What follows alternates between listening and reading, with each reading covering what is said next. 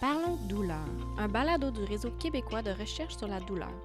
À chaque épisode, on discute avec des mots simples des dernières avancées avec des invités du milieu de la santé et de la recherche. Bonne écoute!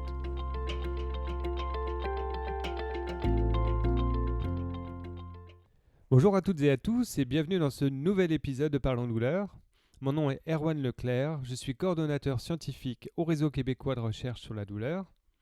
Aujourd'hui, nous accueillons à nouveau Justine Benoît-Piot et Christophe Benoît-Piot. Justine est physiothérapeute, stagiaire postdoctorante, et puis Christophe est danseur professionnel. Vous pouvez en savoir plus à propos de Justine et de Christophe en écoutant nos 2 derniers épisodes de Parlons douleur qui leur sont dédiés.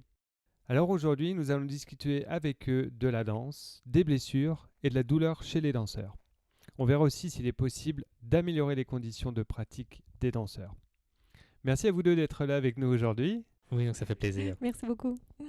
Ma première question, ce serait de savoir d'où vient votre intérêt pour la recherche.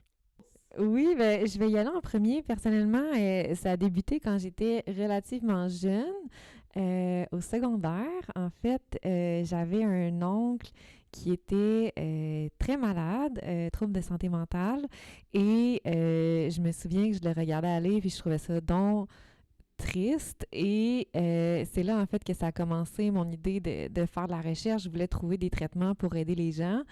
Et c'est ça, nous, on partage un nom de famille, et donc on est frères et sœurs, Christophe et moi, et on a aussi un grand-père qui a fait beaucoup d'études universitaires, qui a fait de la recherche il y a plusieurs années, donc, et bref, ça m'a toujours un petit peu inspirée.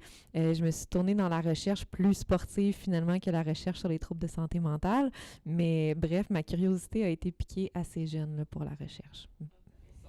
Merci Justine. Et toi, Christophe ? Oui, donc c'est sûr que de mon côté, là, Justine parlait de notre grand-père là, qui a fait des recherches universitaires, donc c'est sûr que c'était pas ma motivation première. Donc ma motivation première vient vraiment de ma carrière d'enseignant en danse que j'ai voulu aller perfectionner pour reprendre les mots de Justine, faire avancer la science en danse de son projet de maîtrise, en fait, ces mots-là. Mais c'est sûr qu'effectivement, là, le parcours de notre grand-père m'a beaucoup inspiré par la suite, dès que j'ai commencé, en fait, la scolarité à la maîtrise et tout ça. Est-ce que vous avez déjà travaillé ensemble en recherche ? On a effectivement déjà collaboré sur des projets. En fait, pas nécessairement en termes de recherche ou de projet de recherche, mais ce qu'on a fait qui nous intéressait particulièrement, c'est de la vulgarisation scientifique par la danse. En fait, il y a quelques années, j'avais vu un TED Talk par John Bohannon. Et John Bohannon, son point était qu'on devrait utiliser les danseurs au lieu des présentations PowerPoint pour présenter des concepts complexes. Et j'ai trouvé ça tellement intéressant. Je me disais, mais mon Dieu, c'est d'une évidence qu'effectivement, avec le corps, on peut représenter des concepts complexes qu'on ne peut pas nécessairement représenter par des PowerPoint, par exemple. Et ça m'a inspiré ma première conférence dans ce style-là que j'avais fait au Pain Talks en 2018 avec le RQSCD, le Réseau québécois des étudiants-chercheurs sur la douleur. Et ça a été le premier projet que j'ai fait de ce genre-là. Et pour tous les autres, j'ai recruté Christophe qui a bien voulu gentiment m'aider. Donc, on a travaillé, je l'ai présenté brièvement. Christophe, je vais te laisser compléter, mais on a travaillé avec Neurosciences Sherbrooke sur la douleur, donc d'expliquer la douleur avec un chercheur par la danse. Et on a aussi travaillé sur la représentation des fascias au niveau de l'abdomen et comment, en fait, ces restrictions-là au niveau des fascias de l'abdomen, comment les organes bougent dans l'abdomen pourraient être liés aux troubles musculo-squelettiques. Oui, c'était vraiment intéressant. Donc, on a chorégraphié ça ensemble. On a présenté ça dans un gros congrès international de fascia à Montréal. Et je pense que c'est une soirée qui a été vraiment très appréciée. On avait eu des excellents commentaires. Et effectivement, c'est plus facile de représenter des concepts complexes à l'aide du corps des danseurs en 3 dimensions plutôt que d'essayer d'expliquer par des images statiques. Donc, Christophe, je te laisse peut-être présenter le projet du CNS de Neurosciences Sherbrooke plutôt qui a été un peu plus dirigé par toi quand même. Oui, effectivement. Donc, le premier projet, en fait, là, qu'on a fait ensemble après le projet de Justine au Pain Talks, en fait, c'est ça, c'est que le projet avec le CNS, on était mis en équipe avec une mère qui a perdu une de ses filles par suicide. Donc, c'est sûr que notre projet là, sur la douleur là, venait beaucoup jouer sur les émotions vécues par la mère, autant dans le deuil que sur l'événement, après tout ce qui entoure. Et on avait aussi chorégraphié une partie conférence avant, donc pour venir s'inspirer là, du TED Talk que parlait Justine. On a chorégraphié ça avant sur la douleur dans le corps, comment les émotions là, se situent, tout ça, qu'est-ce que ça peut nous faire vivre. Et on avait ensuite la partie dansée où où on entendait aussi les paroles de la mère, en fait, qu'on avait enregistrées, qui nous donnaient des magnifiques images à travers. Donc c'était plus facile de chorégraphier comme ça aussi parce qu'on n'avait pas besoin d'aller chercher très loin pour comprendre ce que cette mère-là avait vécu puis comment qu'on pouvait transférer ça sur scène. Donc ça avait été vraiment très puissant. On a vu des très bons commentaires. Le spectacle, en fait, l'événement qui s'appelait Exprime-toi pour la santé, avait été repris aussi une deuxième fois par après parce que ça avait été vraiment très populaire aussi. Le monde avait beaucoup aimé. Donc nous étions les seuls, en fait, pour la danse cette soirée-là. Il y avait aussi d'autres arts visuels là, qui étaient représentés avec d'autres personnes. Si je ne me trompe pas, c'était est-ce que c'était des patients? Il y avait des patients collaborateurs. Il y avait aussi, je pense, d'autres chercheurs. Nous, on était avec Pascal Tétrault, qui est chercheur ici au CHU. Il y avait du slam, il y avait effectivement des arts visuels, il y a eu du théâtre. Donc, vraiment un bel événement. Le Neurosciences Sherbrooke font régulièrement des activités de vulgarisation scientifique et franchement, c'est toujours intéressant. Pour les patients aussi particulièrement, franchement, c'est des beaux événements. C'est vraiment une belle initiative et j'encourage les personnes intéressées à y participer. Vous retrouvez les informations de cet événement dans la description de l'épisode. Justine et Christophe, pour vous, quels sont les besoins en termes de recherche sur la douleur pour les danseurs?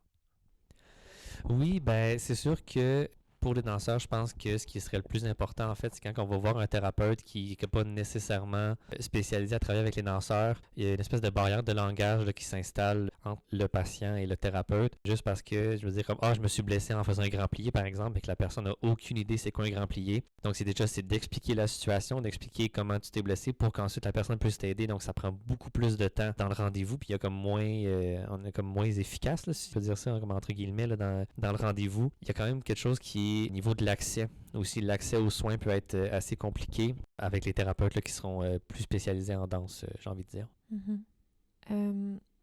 De mon expérience de danse, de mon expérience où j'ai traité des danseurs, où on fait de la recherche avec les danseurs et ce qui ressort beaucoup, c'est effectivement l'accès aux thérapeutes spécialisés, dépendamment du niveau du danseur. Donc effectivement, dans les écoles pré-professionnelles, par exemple, souvent l'accès est un petit peu plus facile. Au niveau récréatif et à certains niveaux professionnels. Donc par exemple, quand on est plus travailleur autonome ou dans une plus petite compagnie où il n'y a pas nécessairement la ressource d'avoir un professionnel de la santé qui est spécialisé, c'est d'en trouver un, évidemment, et d'avoir les ressources monétaires pour aller consulter ces thérapeutes-là. L'autre chose aussi en compagnie professionnelle, c'est encore une fois les ressources monétaires parce que généralement, les plages de disponibilité sont limitées. C'est-à-dire que c'est pas tous les danseurs qui vont avoir accès en tout temps. Il faut prendre rendez-vous et des fois, on est blessé, ça presse. Les gens vont se faire voir 5 minutes dans un corridor. C'est pas idéal. Donc, beaucoup encore au niveau des ressources.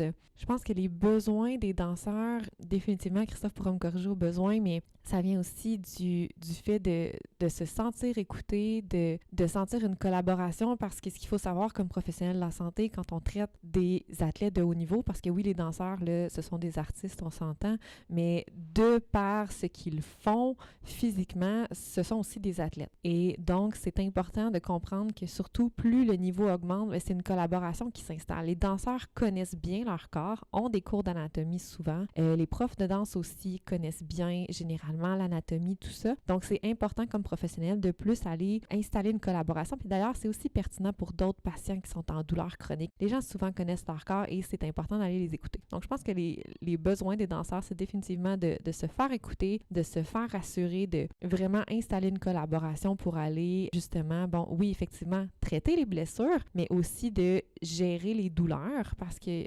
Christophe, dans le dernier épisode, en a parlé.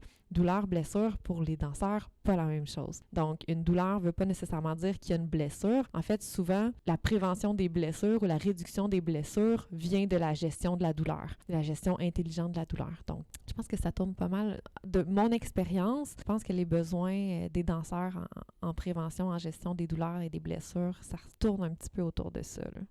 Oui, tout à fait. Puis tu sais, tu parlais de la reconnaissance de l'expérience du corps, en fait, du danseur aussi qui est très présent. Donc, un danseur professionnel va avoir une très bonne conscience de son corps la plupart du temps. Puis, c'est important de reconnaître l'expérience qu'eux autres qui ont vécu, la connaissance qu'ils ont de leur corps, mais aussi qu'est-ce qu'ils doivent faire après.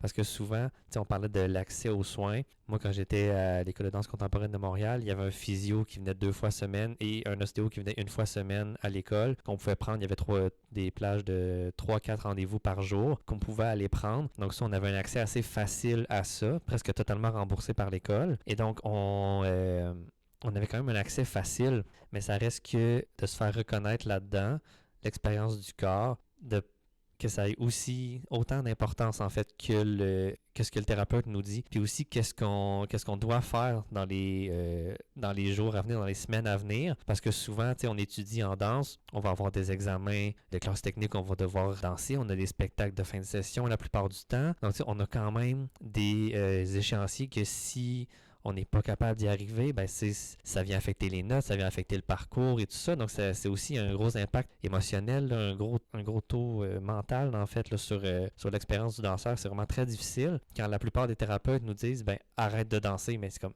je pourrais pas arrêter de danser parce que, c'est comme si tu me demandais d'arrêter d'étudier en plein programme. Je peux pas faire ça. J'ai des deadlines à respecter, là, désolé de l'anglicisme, mais j'ai vraiment comme des dates limites à atteindre, puis je vais avoir besoin en fait d'être capable de danser. Donc, comment est-ce que je peux réduire la douleur maintenant que je suis blessé? Comment est-ce que je vais pouvoir m'adapter pour pouvoir continuer à danser? C'est souvent ça en fait qui se passe que, selon mon expérience à moi. Est-ce que vous pouvez me dire comment la recherche pourrait avoir un impact dans la vie des danseurs professionnels? Ben, ultimement, le but, c'est que les danseurs soient moins blessés. C'est toujours ce qu'on veut, de réduire le risque de blessure parce que, en fait, la danse professionnelle, comme tous les sports d'élite, c'est pas santé, là. T'sais, si tu veux pas te blesser, fais pas de danse. Mais bref, on aime ça quand même et on en fait, mais je pense que ultimement, ce qu'on voudrait avoir comme impact chez les danseurs avec la recherche, c'est de diminuer les douleurs, les blessures, d'avoir une meilleure gestion de la douleur parce qu'on sait qu'elle est, j'ai envie de dire, omniprésente en danse, particulièrement en danse professionnelle. Donc, elle est présente, on le sait. On veut être capable de mieux la gérer. On veut faire des programmes de prévention éventuellement, mais pour faire des programmes de prévention, bien, il faut identifier les facteurs de risque. Il faut regarder au niveau de la périodisation de l'activité aussi dans l'année, parce que ce qu'il faut savoir avec les danseurs, c'est que, contrairement à peu près tous les athlètes, la périodisation est un peu spéciale. C'est-à-dire que pour les athlètes régulièrement, avant une grosse compétition ou un gros match, des trucs comme ça, ben, il va y avoir un repos. Il va y avoir une période de repos. Donc, il y a beaucoup d'entraînement, tout ça, on se prépare, période de repos, et là, la compétition. En danse, on répète. Là, la performance s'en vient et on répète encore plus fort avant la performance parce qu'il y a les générales, il y a tout ça, il y a plein de trucs à préparer et donc on danse beaucoup jusqu'à la performance. Donc, la périodisation de l'activité, je pense qu'il y a définitivement quelque chose à aller chercher et qu'on pourrait améliorer tranquillement avec la recherche. Ben oui, je suis quand même tout à fait d'accord. J'aimerais quand même apporter un peu une nuance en fait. Donc oui, parler de douleur omniprésente en danse, je vous dirais que ça dépend. Ça dépend vraiment un peu de ce que j'avais parlé dans l'épisode précédent, donc d'autorité somatique du corps. Donc de vraiment avoir l'autonomie en fait de dire ben ça je ferai pas ça en ce moment parce que j'ai mal, admettons, j'ai mal à tel endroit, j'ai mal aux genoux, ben je vais pas commencer à les sauter partout. Puis il y a quand même une gestion du corps qui doit être faite. Donc je pense que ça peut être un énorme impact là, que la recherche en douleur pourrait avoir chez les danseurs pour justement essayer de venir conscientiser le corps de cette façon-là, de dire ben c'est pas juste un outil que j'utilise dans les temps de répétition de spectacle, je vais devoir entre guillemets traîner mon corps tout le long après ça. Donc si à 25 ans j'ai plus de genoux, j'ai plus de dos parce que je me suis pas assez géré dans ma vie de danseur, ben pour X nombre d'années qui te reste à ta vie, ben tu dois traîner ce corps-là, tu dois vivre avec ce corps-là et ça peut être très difficile. Donc je pense que c'est un des plus gros impacts là, qui pourra avoir là, dans la vie des danseurs. Merci, c'est vraiment clair. Donc un moyen de diminuer les blessures serait une meilleure programmation et puis une conscientisation de la gestion de l'effort par les danseurs. Une autre question pour vous deux, quels sont à votre avis les plus grands défis que la recherche doit relever dans ce domaine? On en discutait un peu, Christophe et moi, plus tôt.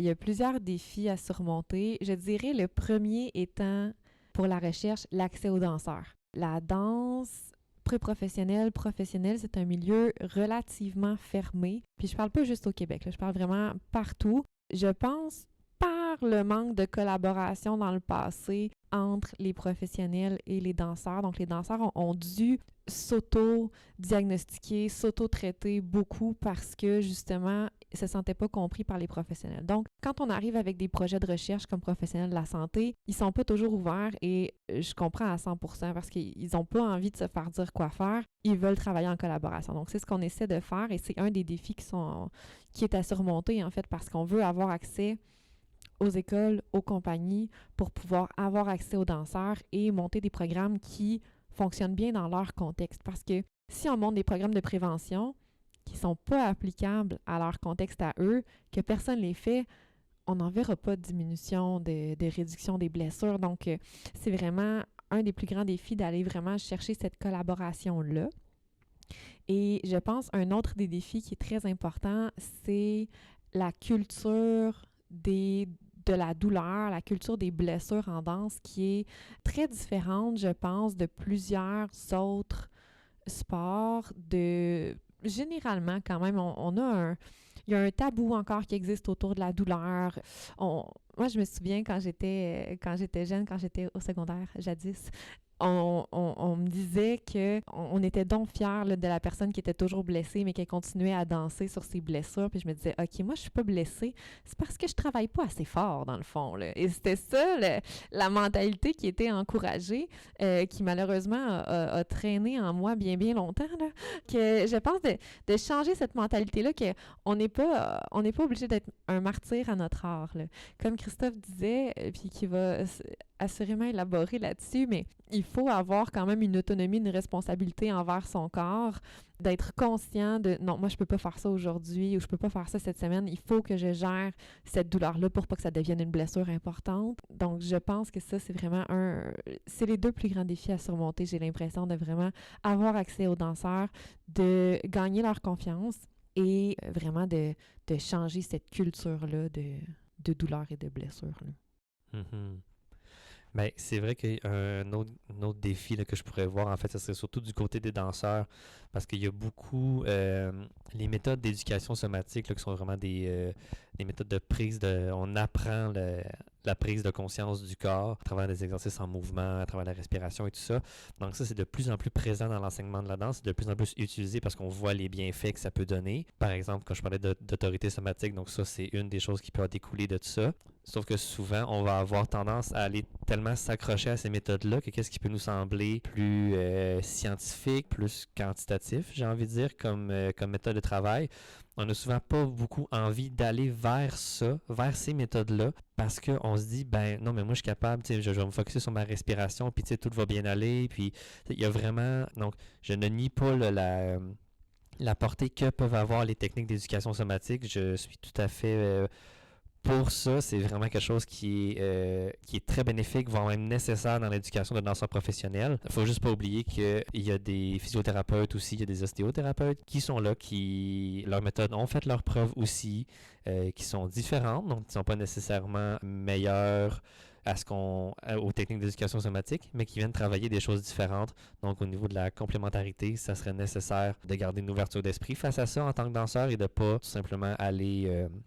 vers les techniques d'éducation somatique. Donc, vraiment aller chercher une approche holistique là, du traitement du corps, de la prévention des blessures. Ouais. Et comme personne là, qui fait de la recherche un peu, c'est ça, tu sais, comme une personne scientifique, je pense qu'effectivement, l'approche holistique, c'est de plus en plus adopté.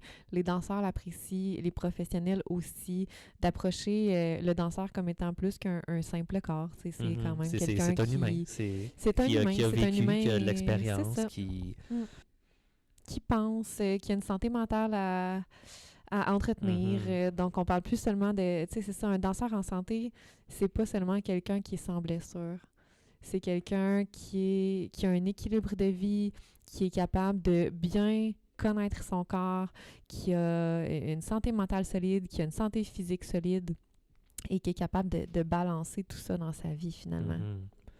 Parce que on parle de prévention des douleurs, des blessures et tout ça, donc ça fait déjà un impact par après. Sauf que ce qui peut être aussi intéressant quand on parlait de la relation entre danseurs et thérapeutes, Donc, cette relation-là est aussi importante parce que, en tant que danseur, quand on se blesse, on peut apprendre beaucoup de ces blessures-là sur comment qu'on bouge, sur comment bien bouger une partie du corps pour éviter de se reblesser ou de venir aggraver la blessure. Ben ça, c'est très important qu'il y ait le lien danseur-thérapeute qui soit très respectueux l'un de l'autre, vraiment de manière holistique, donc on est vraiment en train de parler à un humain, donc c'est pas juste un corps qu'on essaye de guérir, donc il y a plus que le physique là, quand on est avec un thérapeute.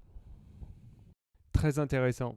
Donc, pour résumer, changement des mentalités, éducation et puis une approche thérapeutique de confiance au niveau physique et mental, ça, ce seraient les éléments clés. Oui, tout à fait. Puis tu sais, c'est vraiment quand un thérapeute ou même un enseignant de danse va venir jouer sur la posture d'un élève, d'un danseur avec qui il va travailler, ben, la posture, c'est pas juste le corps. Donc, c'est une cristallisation du passé de la personne. Donc, de demander de changer la posture, de travailler, ça peut venir chercher quelque chose de très profond en dedans de la personne et ça peut venir déboussoler, ça peut venir chambouler la personne. Donc, il y a vraiment une espèce de prudence à y avoir là, j'ai envie de dire, dans cette interaction-là entre le danseur et le thérapeute. Mm-hmm.